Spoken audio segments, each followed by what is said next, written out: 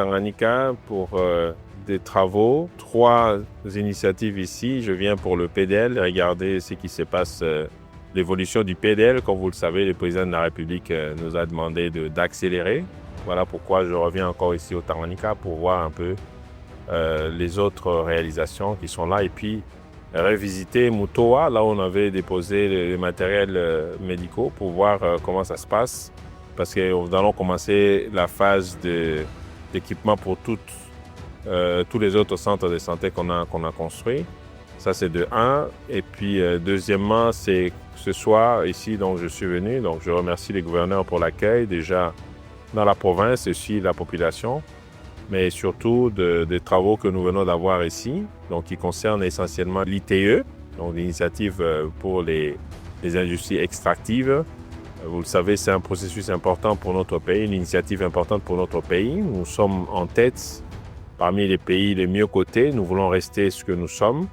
Et c'est pour ça que je fais un peu, à chaque fois que je viens dans une province, j'en profite pour mobiliser les troupes, toutes les parties prenantes qui nous accompagnent dans la réalisation des rapports, dans la validation des initiatives. Comme ici, nous avons la validation pour 2023.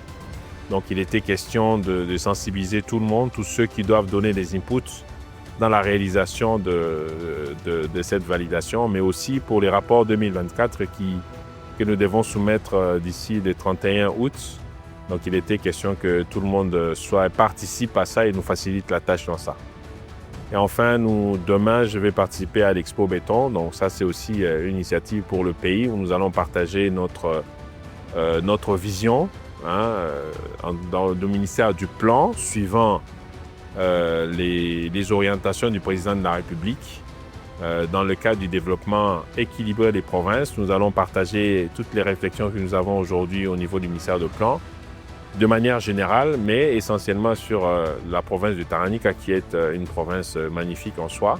Et avec beaucoup d'opportunités, nous voulons dire aux investisseurs qu'il y a une manière où nous pouvons approcher cette province pour lui permettre d'avoir un développement plus calme, plus harmonieux et éviter des développements en désordre que nous connaissons beaucoup dans beaucoup de nos provinces. Donc voilà essentiellement les raisons qui m'amènent ici au Tanganyika.